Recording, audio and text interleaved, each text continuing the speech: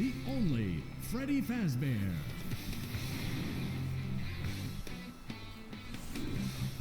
Five Nights at Freddy's Security Breach was released in December 2021 to mixed reviews.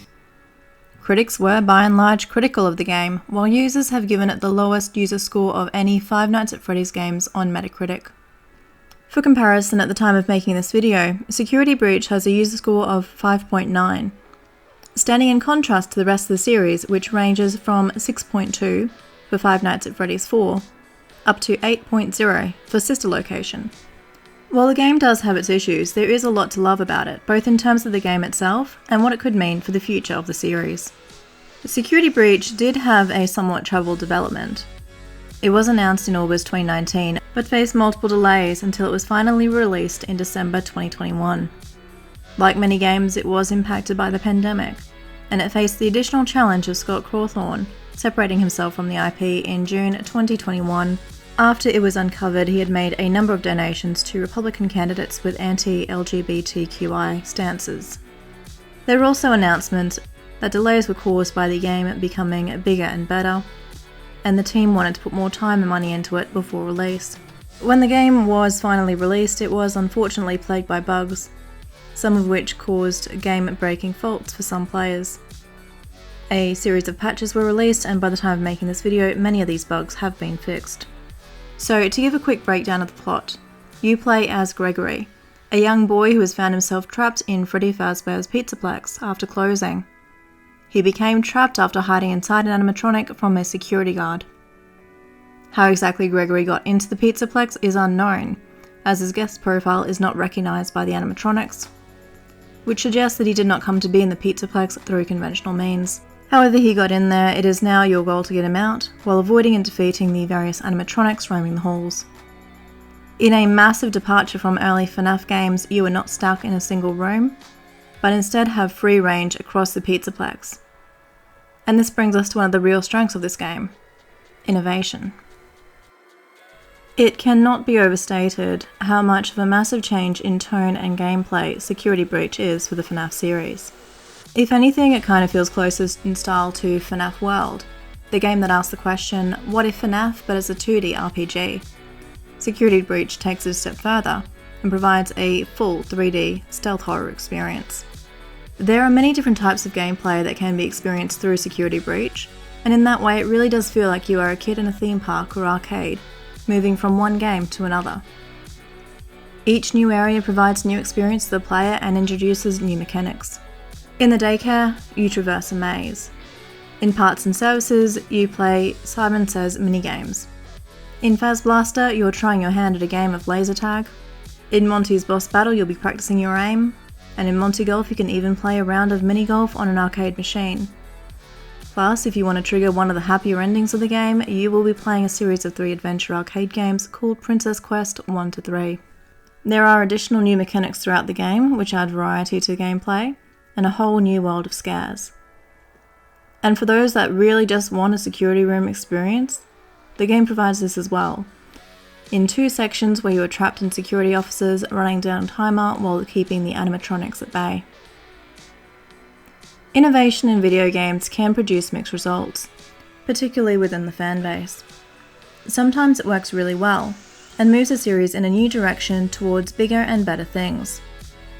Like in the Fallout series when they went 3D for Fallout 3. Other times it doesn't work out, and in trying something new the game gives the audience something no one was asking for. Such as the Fallout series going multiplayer with no human NPCs in Fallout 76. Personally, I hope that Security Breach will represent the first in a new range of FNAF games that retain the lore and jump scares of the originals, but also brings the series more to the mainstream, and allows for bigger and better immersive storylines and a more enriched gameplay experience. Part of this enriched gameplay experience is the environment, which is visually and aurally stunning. The Pizzaplex is sprawling and detailed. It provides distinct sections filled with an untold number of unique assets. Similarly, the characters have been beautifully rendered, and are more visually impressive than any other installment in the series to date. The animatronics have always been the centerpiece of FNAF, and Security Breach is no different. The glam rock versions of Chica, Roxy and Monty are more fleshed out than the animatronics of previous games. Freddy Fazbear even acts as a friendly companion to Gregory, as well as being a safe hiding place for him from the other animatronics. The relationship between Gregory and Freddy is even a central part of the story, and we can feel Gregory's concern when he finds Freddy at one point damaged and out of charge. The main enemy in this game, for the most part, is a human, Vanessa, who takes on the persona of Vanny when she is being controlled. She has her own genuinely terrifying music and visual effect that kicks in when she's close to Gregory, in her Vanny form. Security Breach also introduces a range of new and different minor enemy types. From a Weeping Angel style of endoskeleton that will only attack while they are not being watched, to a vent animatronic that will only pursue Gregory while he is in the vent. There are even trashed staff bots that the player will only discover if Gregory accidentally falls into their grasp. On a more benign side, there are regular staff bots who roam the halls, with the security staff bots alerting the Glamrock animatronics if they spot you. Some of the animatronics in this game are genuinely adorable. I particularly loved the Fazblaster greeting robot, and also the party ticket bots who do a little happy dance when taking Gregory's tickets. The best side character in my personal opinion is the daycare attendant, with the split personalities of Sundrop and Moondrop. This character is friendly and caring towards Gregory in his Sundrop form, but as soon as the light turns out, he turns into an aggressive and relentless Moondrop.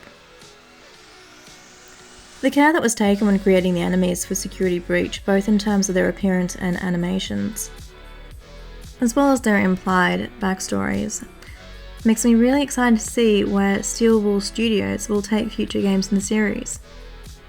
Will we see more controlled human enemies? Will we see more friendly NPCs?